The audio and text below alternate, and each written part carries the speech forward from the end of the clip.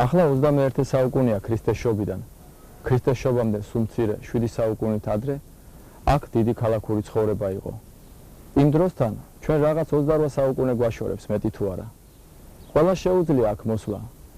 ხელის დადება ამ მიწაზე და თუ მოინდომებს შეიგრძნობს აქაურობის წარსულ ამბავს.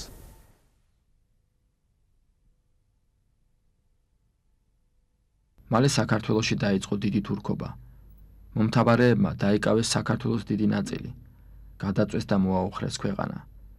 მოეფინენ პირისა ყოვლისა ქვეყნისასა, ვითარცა მკალნი და დღესა ივანობისასა, ასისფორნი და კლარჯეთი ზღვის პირამდის, შავშეთი, აჭარა, სამცხე, ქართლი, არგვეთი, სამოქალაქო და ჭყონდიდი აღივსო თურქითა.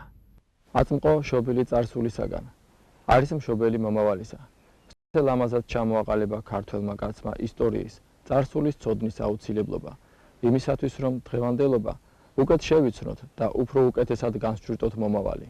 წარსულის ჭრდილში ჩვენთვის მრავალი საინტერესო და საოცარი მოვლენა იმალება. ადამიანი კი თავისი ბობოქარი ბუნებიდან გამომდინარე, ცდილობს რაც შეიძლება ლამაზად ჩაიხედოს იდუმალების სამყაროში. უფრო მეტი დაინახოს და სხვასაც გაუზიაროს. რანი ვიყავით? საიდან მოვდივართ? ვინ ვართ და საით მივდივართ აწ?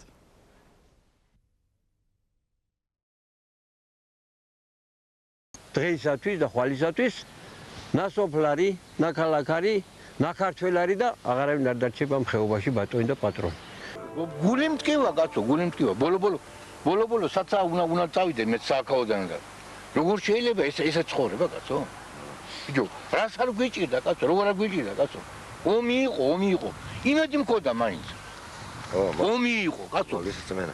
მომალე წმენა მქონდა კაცო, ომი იყო. არ მომკვდა შიმშილით არავინა. მეც მოდა მჯეროდა რომ ომი რო იყო, ვიღაცა მაინც ჩემი ფარველი იყო. გამიჭირდებოდა მივიდოდი, ვეთყოდი რომ აი მშიერი ვარ, გამომიწერავდნენ 2 კილოგრამი იყო თუ 3 კილოგრამი იყო, მაძლებდნენ. და სული გვედგა, როცა არ იყო არაფერი და ეხლა გქონდა და სად გააქრეს ამოდოლა კაცო? სად შეჭამეს კაცო, სად შეჭამეს ეს ჩვენი დაგროვილი დოვლათი კაცო? ეს ხო ჩვენი დაგროვილი დოვლათი იყო კაცო? სად შეჭამეს? სად წაიღეს კაცო? ვის მისეს კაცო?